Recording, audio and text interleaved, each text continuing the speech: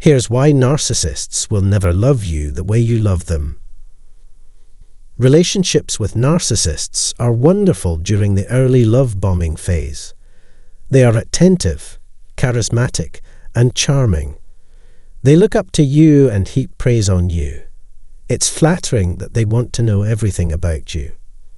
It's possible they'll make you feel uneasy with their sudden intensity, but they'll probably make up an excuse to charm you into staying engaged. However, once they have you hooked, they lose interest in conquering you. What is it about a narcissist that causes you to feel such a deep sense of loss once the relationship has ended? Why do you feel the need to always provide proof? Did you realize how absurd that was? You may ask yourself, can it be that I'm the one being impolite?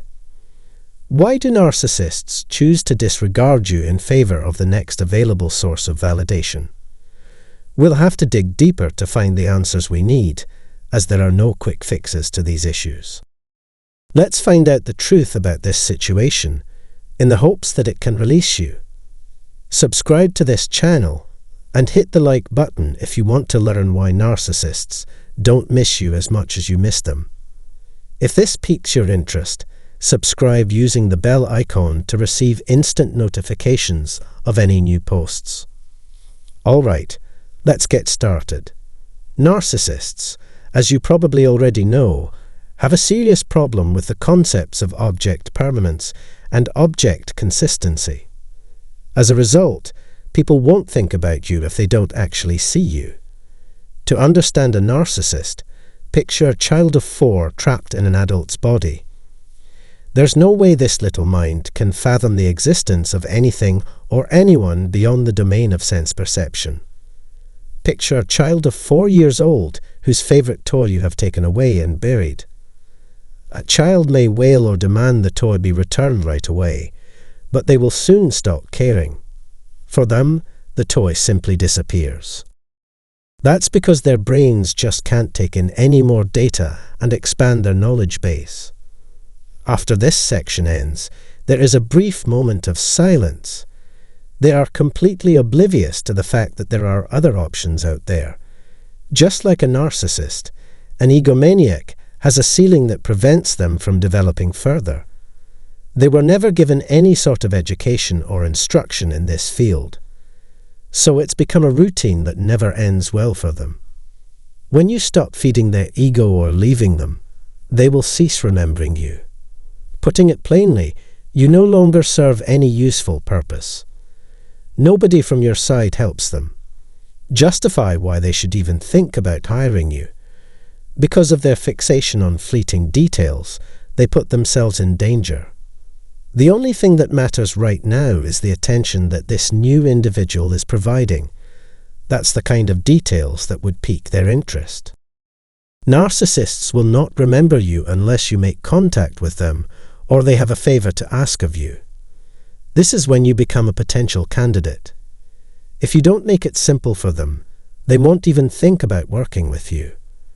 Their selfishness and entitlement make them inattentive and preoccupied with themselves. Being gone hasn't made them miss the times they spent with you. They were just following their plan when they acted this way. They turned your feelings against you by carrying out the actions on the list because they knew it would have that effect on you. None of it happened, though. First, they didn't have any feelings about the circumstance or your relationship, therefore they acted accordingly. They didn't do it for any particular reason and didn't remember doing it. The job was a breeze for them. They weren't even remotely interested in it. Thus, it might be concluded that there is ultimately no hope for you. Simply put, if they don't know who you are, they won't miss you. Secondly, trauma bonding. Narcissists have suffered terrible losses, and they want you to suffer just as much as them. Inevitably, you'd miss them, long to see them again, and wonder what they're up to, who they're with, and who this new person is. How much do you value your own opinion compared to that of others? Do you want to hang out with them if that's the case? You should make an effort to have a final conversation with them. it's likely that you'd like to put this chapter of your life behind you as soon as possible. You'd have cognitive dissonance and have a hard time deciding which of two interpretations of the same person to believe. Part of you is aware of how awful this person was, yet another remembers the good moments you had with them and wonders if they are, in fact, a narcissist. He has apparently done this sort of thing previously, which begs the question: why is he bad if he has done well before? That makes one suspicious of the whole affair. This is why people who have experienced trauma multiple times often find themselves stuck in a rut of bad relationships. You seek them out because they make you feel the most secure. Your senses are on high alert, and your emotions are running wild when you have no idea who or what this person actually is. What happened in the relationship is instructive, and I can remind you of that. You suffered terrible emotional distress because of the narcissist. Identical individual, right?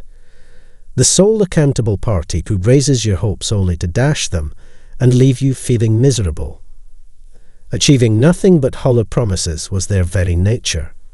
They are never truly willing to assist. A crumb from a total stranger. You thought things were back to normal since they do nice things for you now and again to keep you interested, but you were wrong. This is the current state of affairs. You must regain your composure, or at least feel stronger than recently. When they were at their best, you were so close to them, and now you long for those days. That's why you must keep on ignoring them. You can't bring yourself to look for them. Because they have moved on from the emotions you inspired in them, they no longer miss you. You became close as a result of your undivided focus. You pushed them to the top so that they would be successful. You carried on as though they were the ultimate rulers of your world. You have successfully persuaded them that they are in charge of your entire existence. There was a likeness there, and that's what they'll get. That was the main attraction for them. They'd given up seeking for it because they found it while travelling with another party. They're leaving you now because they've taken over your body and mind. Not coming back until they were practically out of supply. They would then retake power. They don't care about you or seem like they miss you because they don't believe they should. You were left with no resolution. It's as though they've lost interest in you. They feel no regret about it. They have no morals and have no shame in what they do. In their view, what they've done is totally fine. They don't think there are any issues that need their help. Therefore, they feel no guilt for their misdeeds. In all candour, that is how things are. They have no concept of right or wrong. There's the fact that when one thing ends, it actually does. Leave that topic alone. All well, I think that's it for this episode. I really hope you learned something from this video. If so, let me know in the comments, hit that like button, share this with your friends, and subscribe. In the comments box below, I hope to hear from you. Until then, we must begin making progress.